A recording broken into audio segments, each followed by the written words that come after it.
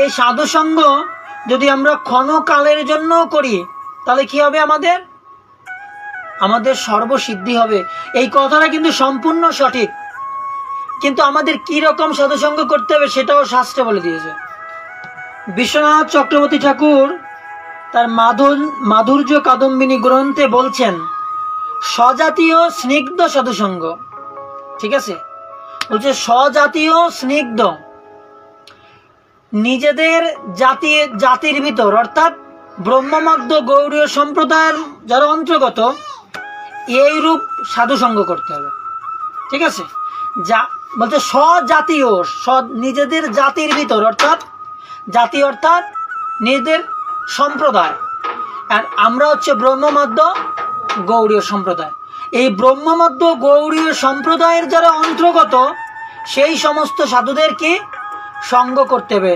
কিন্তু না, এই ব্রহ্মমধ্য গৌড়ীয় সম্প্রদায়ের অন্তর্গত হলেই সবার সঙ্গ করা যাবে না। কার সঙ্গ করতে হবে? এর ভিতর যারা স্নিগ্ধ, যারা শুদ্ধ ভক্ত, যারা স্নিগ্ধ ভক্ত, তাদের সঙ্গ করতে হবে। শুধু যে এই ব্রহ্মমধ্য গৌড়ীয় সম্প্রদায়ের অন্তর্গত ভক্ত হলেই যে তার সঙ্গ করতে হবে তা বলেননি। কি বলেছে? কি বলেছে? যে স্নিগ্ধ সাধু সঙ্গ করতে হবে। স্নিগ্ধ মানে শুদ্ধ। সবার সঙ্গ কি করা যাবে না। সবার মুখেই হরি কথা শুনলে কোনো লাভ হবে না। আমি বলছি না যে আমি স্নিগ্ধ বা আমি শুদ্ধ, যে আমার মুখের কথা শুনলেই কি হবে, কাজ হবে, এরকম না। আমাদের খুঁজে বের করতে হবে সেই রূপ, যে স্বজাতীয় স্নিগ্ধ সাধু সঙ্গ করতে হবে। আমাদের নিজেদের জাতের ভিতর, নিজেদের সম্প্রদায়ের ভিতর আবার সবার সঙ্গ করা যাবে না। স্বজাতীয় স্নিগ্ধ, স্বজাতের ভিতর যারা স্নিগ্ধ এবং যারা শুদ্ধ তাদের সঙ্গ করতে হবে। তাদের মুখের হরিকথা, তাদের সঙ্গ করলে কি হবে? কি হবে? আমাদের ভক্তি উত্তর কি হবে? বৃদ্ধি পাবে। এখন আমরা যার পাবো তার কথা যদি শুনি তাহলে কি হবে? আমাদের ভক্তি আরো কি হবে? নষ্ট হয়ে যাবে। দেখবেন আমরা মাঝে মাঝে কি করি, তুলসী বৃক্ষ রোপণ করি। কি করি? তুলসী বৃক্ষ রোপণ করি না? এখন এই তুলসী বৃক্ষ কিছুদিন পর যেতে দেখি যে এর ডাল শুকায় যায় না, তার দু একটা পাতা এরকম ঝিমিয়ে যায়, এরকম যায় কিনা? কেন যায়? কারণ ওই তুলসী গাছে যে কোনো একটা জায়গা ক্ষতিগ্রস্ত হয়েছে, যে কোনো একটা পোকা, সেটা শামুক হতে পারে, পিঁপড়া হতে পারে বা কেঁচো হতে পারে, তারা কি করতেছে ওই গাছের রস চুষে নিচ্ছে, বুঝেছেন? এখন একটা মশা কিন্তু সাধু সঙ্গ করে, কিন্তু সে সাধুর সঙ্গ কি জন্য করতে আসে? রক্ত খাওয়ার জন্য। কিন্তু এটা কিন্তু সাধু সঙ্গ না। সাধু সঙ্গ একটা মশা সাধুর গায়ে পড়তেছে, পড়ার ফলে কি সে সাধুর গায়ে বসে হরিকথা শুনছে? সে কিন্তু তার কাজ চালায় যাচ্ছে, একদম রক্ত কি করতেছে? চুষে নিচ্ছে। স্বজাতীয় স্নিগ্ধ সাধু সঙ্গ আমাদের করতে হবে। ব্রহ্মমধ্য গৌড়ীয় সম্প্রদায়ের ভিতর অন্তর্গত যে সাধু, তাদের ভিতর যিনি স্নিগ্ধ, তাদের ভিতর যিনি শুদ্ধ, ঠিক আছে, যে পরনিন্দা পরচর্যা করে না, এই রূপ ভক্তের সঙ্গ আমাদের করতে হবে। ঠিক আছে, আমাদের অনেক জায়গা সাধু সঙ্গ হয়, ভাগবত কথা হয়, সাধুরা আসেন, বিভিন্ন জায়গায় আসে না, তারাও সাধু, তাদেরকেও কিন্তু শাস্ত্রে কি সাধু বলছে। কিন্তু আপনার কল্যাণ হবে, আপনি যে সম্প্রদায়ের অন্তর্গত সেই সম্প্রদায়ের যদি কোনো স্নিগ্ধ শুদ্ধ বৈষ্ণবের আপনি কথা শোনেন তাহলে কি হবে? আপনার কি কাজ হবে, বুঝেছেন? যেমন মাছ ডাঙায় উঠলে কি হয়? মারা যায় ছটফট করতে। তাই মাছের প্রজাতি আলাদা, সে জলে থেকেই বেঁচে থাকতে পারে, ঠিক না? আর ডাঙ্গার অনেক প্রাণী আছে, যেমন মানুষ, একে যদি 1 ঘন্টা জলের ভিতর চুবাই রাখা হয় তাহলে কি হবে? মারা যাবে না? স্বজাতীয় স্নিগ্ধ, নিজের জাতির ভিতর, নিজের সম্প্রদায়ের ভিতর থেকে তার ভিতর যিনি স্নিগ্ধ, যিনি শুদ্ধ, যিনি ভগবান ছাড়া আর কিছুই জানে না, 56 দণ্ড দিনে রাতে গোসাই রাধা বিনা নাহি জানে, যিনি অহর্নিশি 24 ঘন্টা গোবিন্দের সেবা করে, গোবিন্দের আরাধনা করে, এবং এইরূপ স্নিগ্ধ সাধু সঙ্গ করতে হবে, শুদ্ধ ভক্তের সঙ্গ করতে হবে। স্বজাতীয় স্নিগ্ধ, নিজের সম্প্রদায়ের ভিতরে যিনি স্নিগ্ধ, নিজের সম্প্রদায়ের ভিতরে অনেক সাধু আছে টালটু বাল্টু, তারা সাধন ভজন ঠিক মতো করে না, হরিনাম করে না, ঠিক আছে, নিত্য কর্ম করে না, এরকম কিন্তু অনেকে আছে আমাদের সম্প্রদায়ের ভিতর। এরাও কিন্তু অনেক ভালো কীর্তন করে, অনেক ভালো গায়, ঠিক আছে। যেমন আমার পরিচিত এরকম অনেক ভক্তরা আছে, তারা এত সুন্দর গায়, কীর্তন করে, শুনলে আপনি একদম পাগল হয়ে যাবেন, কিন্তু তারা কোনো কিছুই ভগবানের কার্য করে না। জপমালা একটা গলায় থাকে, কিন্তু হরিনাম তারা করে না, ঠিক আছে। কোন রকমের নিরামিষ প্রসাদ খায়, কিন্তু আর কোনো কর্ম তারা ঠিকঠাক কিছুই পালন করে না। এরাই কিন্তু আমাদের গুরু ভাই, আমাদের স্বজাতীয় ব্রহ্মমধ্য গৌড়ীয় সম্প্রদায়ের। বেলা 10টার সময় 11টার সময় ঘুম থেকে উঠে স্নান করে কোন রকমের একটু তিলক দিয়ে তুলসী পরিক্রমা করে, এরকম আছে, ঠিক আছে। তাই এরকম অনেকে আছে, তারা আমাদের গুরু ভাই, স্বজাতীয়, কিন্তু তারা স্নিগ্ধ না, শুদ্ধ না, সঠিকভাবে সবকিছু করছে না। এদের যদি আমরা সঙ্গ করি, ঠিক আছে, এদের দ্বারা যদি আমাদের কোনো শুদ্ধ কোনো বৈদিক ক্রিয়াকর্ম আমরা যদি করাই, তাহলে সেটার ফল আমরা পাবো না, ঠিক আছে। ভাগবতমের নবম স্কন্ধে অধ্যয়ন করতেছিলাম সকালবেলা, প্রত্যেকদিন আমরা অধ্যয়ন করি, একটা দুইটা শ্লোক যা পারি। তো ওইখানে একটা রাজা, ঠিক আছে, মনু মহারাজের স্ত্রী সন্তান সম্ভব, সন্তান হবে, মনু মহারাজ চায় কি তার পুত্র হোক, তাই ঋষিদের বলেছে আমি পুত্র আশা করতেছি, কিন্তু উনার স্ত্রী আবার ওই ঋষিদের বলেছে যে আমি কন্যা চাই। কি চাই? আমি কন্যা চাই। এখন ওই ঋষিরা পুত্রর জায়গায় মন্ত্র উচ্চারণের সময় কন্যা বলে দিয়েছে, আর পুত্রর জায়গায় কি হয়েছে? একটা কন্যা হয়েছে, ঠিক আছে। এখন মনু মহারাজ বলছে যে মুনি ঋষিরা, দেখুন আপনারা যদি বৈদিক মন্ত্র ভুল উচ্চারণ করেন, তার ফল তো আমাদেরই ভোগ করতে হয়। এখন আপনাদের বলেছি আমি পুত্র কামনায় যজ্ঞ করছি, কিন্তু আপনারা কি করেছেন? এই মন্ত্র ভুল উচ্চারণ করছেন, পুত্র জায়গা কি হয়েছে? কন্যা বলে দিয়েছে, ঠিক আছে। তাই এই যে যারা স্নিগ্ধ না, শুদ্ধ না, স্বজাতীয় আমাদের গুরু ভাই হতে পারে, এদের দ্বারা যদি আমরা কোনো বৈদিক কর্ম করাই, যজ্ঞ, বিবাহ, অন্নপ্রাশন, আরো যা যাই হোক না কেন, এই কর্মগুলো আমরা ফলদায়ী হবে না। কেন হবে না? কারণ শাস্ত্রে বলছে, বিশ্বনাথ চক্রবর্তী তার টিকায় বলছে, স্বজাতীয় এরা স্নিগ্ধ না। যদিও এরা স্বজাতীয়, আমাদের গুরু ভাই, আমাদের গুরু বোন, কিন্তু এরা স্নিগ্ধ না, এরা শুদ্ধ না। তাই এদের মুখের হরিকথা বা এদের দ্বারা কর্তৃত কোনো বৈদিক ক্রিয়াকর্ম কখনো সফল হবে না। এই জন্য কি করতে হবে? যেখানে সেখানেই হরিকথা হলে ছুটে যাওয়া যাবে না, এটা বিচার করতে হবে যেটা আমরা স্বজাতীয়ের ভিতর এবং তিনি শুদ্ধ এবং স্নিগ্ধ কিনা, ঠিক আছে। এইরূপ সৎসঙ্গ করতে হবে, না হলে কি হবে? শ্রমহি কেবলম, কি হবে? শ্রমহি কেবলম। এই যে আমরা যে সাধুসঙ্গ করতে যাচ্ছি, বা এই যে আমরা সাধুসঙ্গ করছি, অনেক দূরে দূরে আমরা যাচ্ছি কষ্ট করে, এটা আমাদের পরিশ্রম হচ্ছে না? আমাদের গাড়ি ভাড়া যাচ্ছে না? তাই বলছে যে এগুলো কি হবে? শ্রমহি কেবলম, শুধুমাত্র পণ্ড শ্রম হবে, আর কিছুই হবে না। এই জন্য খুব চতুরতার সাথে, খুব চতুরতার সাথে আমাদেরকে এগুলো পরিত্যাগ করতে হবে। গাও গুণ গুণ গৌরাঙ্গের গুণ কি সরল করিয়া মন, যেজন কৃষ্ণ ভজে সে বড় চতুর।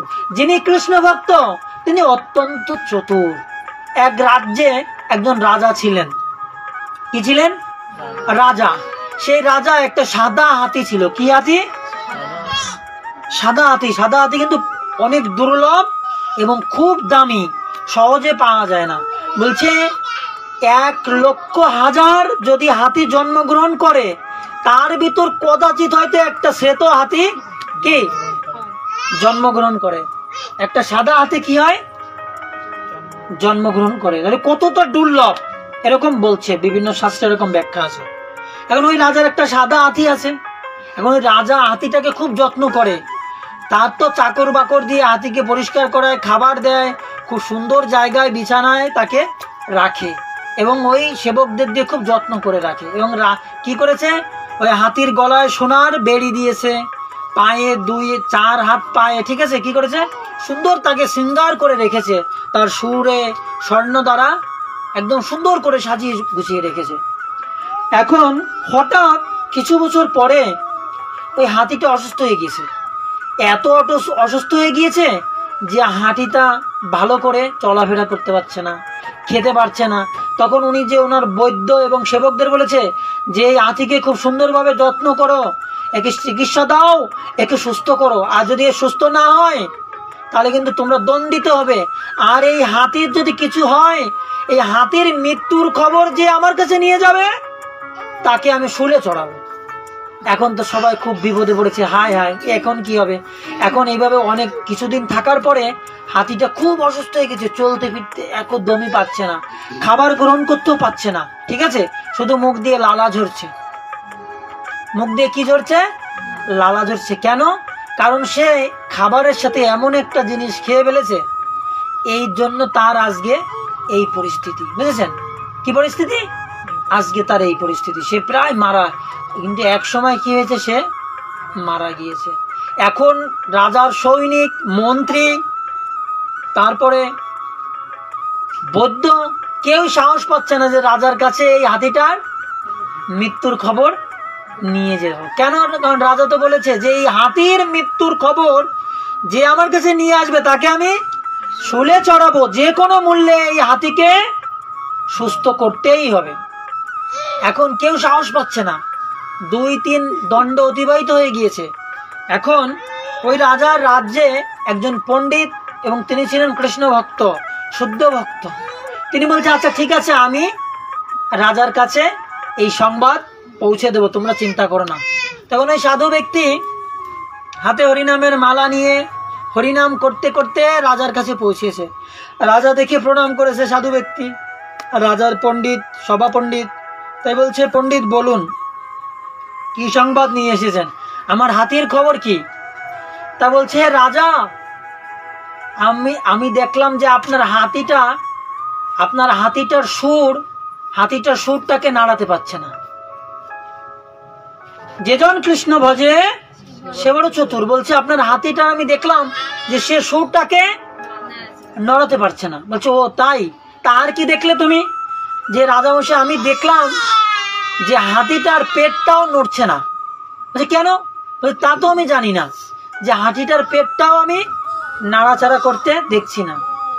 তখন বলছে আর কি দেখেছো? বলছে রাজন, হাতি দুটোর কানটাও আর সে নাড়াচাড়া করছে না। তাহলে কি আমার হাতিটা মারা গিয়েছে? বলছে রাজন, আপনি রাজা, আপনি জ্ঞানী, এখন আপনি বিবেচনা করুন যে হাতিটার কি পরিস্থিতিতে আছে। আচ্ছা ওই সাধু ব্যক্তি কিন্তু বলেই দিল যে হাতিটা কি মারা গিয়েছে। আচ্ছা সুর যদি না নাড়ায়, পেট যদি না নড়ে, কান যদি না নড়ে, তাহলে কি হাতিটা বেঁচে আছে? কিন্তু ডাইরেক্ট কিন্তু উনি বলেননি যে কি আপনার হাতিটা মারা গেছে। আর ডাইরেক্ট যদি উনি বলে দিতেন তাহলে কি হতো? ওনার প্রাণ দণ্ড যেত। তাই উনি চতুরতার সাথে কি বললেন যে রাজা আমি দেখলাম হাতিটার সুরটা নাড়াচ্ছে না। আর কি দেখলে? হাতিটা পেটটাও নাড়াচ্ছে না। কারণ হাতি যদি বেঁচে থাকবে তাহলে তো নিঃশ্বাস নেবে, পেট নাড়াচাড়া করবে না। আর হাতি যদি বেঁচে থাকে, হাতির কান দুটি এক মুহূর্ত না নড়ে, নাড়াচাড়া করে হাতি থাকতে পারে না। তখন বলছে কান দুটো নাড়ছে না। তখন বলছে হে পণ্ডিত, তাহলে কি আমার হাতিটা মারা গিয়েছে? বলছে রাজন, আপনি তো পণ্ডিত, আপনি রাজা, আমাদের অভিভাবক, এখন আপনি বিচার করুন হাতিটার কি অবস্থা। তখন রাজা বলছে হ্যাঁ, তাহলে হাতিটা আমার মারা গিয়েছে। তুমি সত্যিই পণ্ডিত। যিনি বৈষ্ণব তিনি পণ্ডিত, আর যিনি বৈষ্ণব না তিনি পণ্ডিত হতে পারেন কিন্তু তিনি বৈষ্ণব নন। একজন বৈষ্ণব সাথে সাথে তিনি কি পণ্ডিত এবং বৈষ্ণব, আর একজন পণ্ডিত তিনি বৈষ্ণব হতেও পারে কিন্তু নাও হতে পারে, ঠিক আছে। কিন্তু যিনি বৈষ্ণব তিনি অবশ্যই পণ্ডিত। তাই দেখুন কত চতুরতার সাথে কি করলো, রাজাকে হাতির মৃত্যুর সংবাদ দিল, দণ্ড থেকেও মুক্তি পেল না। এই রূপ ভাবে কি করতে হবে আমাদের? এই রূপ ভাবে আমাদের সাধুসঙ্গ করতে হবে এবং চতুরতার সহিত আমাদের স্বজাতীয় সাধুসঙ্গ করতে হবে। স্বজাতীয় স্নিগ্ধ সাধুসঙ্গ, স্বজাতীয় শুদ্ধ সাধুসঙ্গ, শুদ্ধ বৈষ্ণবের সাধুসঙ্গ আমাদের কি করতে হবে? আমাদের করতে হবে। তাহলে কি হবে? তাহলে আমরা যথার্থ ফল লাভ করতে পারবো, ঠিক আছে। দেখুন গাও পুনঃ পুনঃ গৌরঙ্গের গুণ সরল করিয়া মন। এই যে সাধু ব্যক্তি এসেছেন তিনি কিন্তু চতুরতার সাথে রাজাকে উত্তর দিয়েছেন কেন? নিজেকে রক্ষা করার জন্য। এই জন্য কি সাধু চতুর? সাধু কি চতুর? সাধু কি একটা মিথ্যা কথা বলেছে? গাও পুনঃ পুনঃ গৌরাঙ্গর গুণ সরল করিয়া মন। সাধু কিন্তু একটু মিথ্যা কথা বলিনি। হাতে কি সুর নাড়াচ্ছিল? হাতে কি পেট নাড়াচ্ছিল? হাতে কি কান নাড়াচ্ছিল? তার মানে সেই কিন্তু বলেছে যে হাতিটা মারা গিয়েছে। কিন্তু কিভাবে? গাও পুনঃ পুনঃ গৌরাঙ্গের গুণ সরল করিয়া মন। তার সরলতার বশে সবাইকে বাঁচানোর জন্য তিনি এসেছেন খবর দিতে, কিন্তু নিজের সাধন ভজন, নিজের পরমাত্মাকে রক্ষা করার জন্য কি করেছে? যেজন কৃষ্ণ ভজে সে বড় চতুর। চতুরতার সাথে বলেছেন যে হাতিটা মারা গিয়েছে। অর্থাৎ হাতির সুর নাড়াচ্ছেন না, হাতি পেট নাড়াচ্ছেন না, হাতিটা কান নাড়াচ্ছেন না। অর্থাৎ কি? হাতিটা মারা গিয়েছে। কি হয়েছে? হাতিটা মারা গিয়েছে। এভাবে আমাদের কি করতে হবে? কি করতে হবে? আমাদের ভক্তি জীবনকে রক্ষা করতে হবে। স্বজাতীয় স্নিগ্ধ সাধু সঙ্গ করতে হবে। সাধুর অভাব নেই পৃথিবীতে। হাজার হাজার অনেক রকমের সাধু আছে পৃথিবীতে, কিন্তু এমন সাধু সঙ্গ করতে হবে, কি করতে হবে? যার দ্বারা আমার কল্যাণ হয়। আমরা যে বাজারে যাই, অনেক দ্রব্য আমরা ক্রয় করি, অনেক দ্রব্য। একটা কাঁচামালের দোকানে 15 প্রকারের সবজি আছে। কত প্রকারের? এখন আমরা কি সবকিছু, সব 15 আইটেম কি আমরা কিনি? 15 আইটেম কি আমরা কিনি? আর যেটা আমাদের প্রয়োজন সেটা কিনি না? ঠিক সাধুরও কিন্তু অভাব নেই। অনেক অনেক সাধু আছে, অনেক বিভিন্ন প্রকারে। কালা তিলক, রাঙা তিলক, সাদা তিলক, নীল তিলক, হলুদ তিলক, বিভিন্ন ধরনের সাধু আছে না? কেউ লাল পরে, কেউ নীলে কাপড় পরে, কেউ সাদা কাপড়, কেউ হলুদ কাপড়। হাজার হাজার ধরনের রং বেরঙের সাধু আছে পৃথিবীতে। কিন্তু আপনার যেটা প্রয়োজন আপনি সেটা ক্রয় করুন। এই যে নাম হট্ট হাটবার, এই শুক্রবার হচ্ছে কি? সাধুদের জন্য হাটবার। রবিবার বা বুধবার সাধারণ ব্যক্তিদের জন্য কি? হাটবার। কিন্তু সাধুদের জন্য হাটবার কোনটা? শুক্রবার, বা অন্যান্য দেশের জন্য রবিবার। ঠিক আছে? আর এই হাটে কি পাওয়া যায়? এই হাটে কি পাওয়া যায়? শুদ্ধ সাধুসঙ্গ, শুদ্ধ হরিকথা, ভগবানের সেবা, ভগবানের নাম গুণ লীলা পরিকর। এগুলো কি? এগুলো কি? এইগুলো এই হাটে পাওয়া যায়। এই হাটে জড় জগতের কোনো বস্তু মিলবে না। আর এই হাটে হাজার রকমের দ্রব্য পাবেন। সব কি আপনার লাগবে? সব কি আপনার লাগবে? আপনার যেটা লাগবে সেটা আপনি কি করবেন? ক্রয় করবেন। এখন আপনি যদি মনে করেন না, এই তরকারির দোকানে 15 প্রকারের তরকারি আছে, এই সবগুলো আমার কিনতে হবে, যদি আপনার প্রয়োজন হয় কিনবেন। কিন্তু আপনি মনে করেন যে আপনি কচু খান না, তাহলে আপনি কচু কিনবেন? কিনবেন? আর সেটা কিনলে কি হবে? আপনার অর্থের অপচয় হবে। আপনার কি হবে? আপনার কি হবে? অর্থের অপচয় হবে। কি হবে? অর্থের অপচয় হবে, এবং আপনার ওই দ্রব্য কি হবে? নষ্ট হয়ে যাবে। ঠিক আপনি যদি মনে করেন যে আমি যেখানে সেখানে সাধুসঙ্গ হচ্ছে, যেখানে সেখানে নাম কীর্তন হচ্ছে, সেখানে আমি যাব, সেখানে আমি তার কথা শুনবো, সেখানে গিয়ে আমি সেই সঙ্গ করব, তাহলে কি হবে? আপনার সময়ের অপচয় হবে।